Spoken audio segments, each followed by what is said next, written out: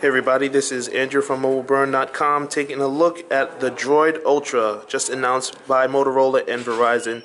Quick glances at the device. You can see this is clearly in the DROID lineage because it's a little bit thicker at the top, but very thin at the bottom. They actually call it the thinnest LTE phone available. It measures at 7.18 millimeters.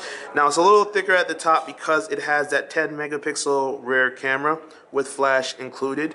And as far as the material goes, it has a Kevlar and fiber woven in, but it has a glossy finish, so that's why you can see the fingerprints reflecting off the screen, off the back I should say, from the light.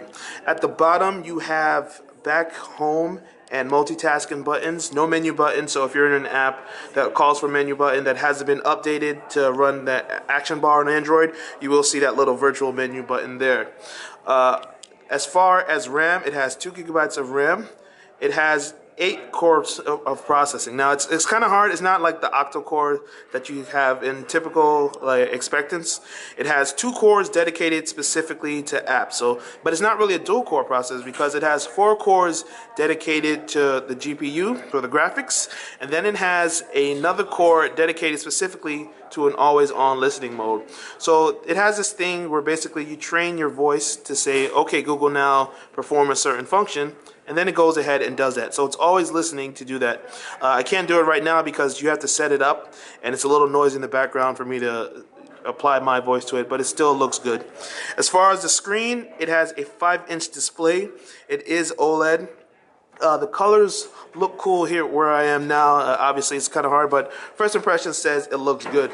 It's running Android 4.2. So obviously that's going to work towards its favor. It's got some up-to-date software. And they've actually included some things unique to them, like sharing files within 300 feet of anyone nearby. It's called Droid Zap. They've got a camera that responds to gestures. So let me see if I can get it to work. If you flick your hand twice, you see it launched straight from not even the lock screen directly into the camera. I didn't even have to do anything. So that's probably the quickest that you've ever seen your lock screen open up. But this is the DROID Ultra. It's got some interesting features to it. More information will be included in the link below. It's going to launch August 20th in stores, but pre-orders should be available by the time this starts. On the right-hand side, you've got volume up and down. You have your menu button. You have your headphone jack there. Micro USB charging at the bottom.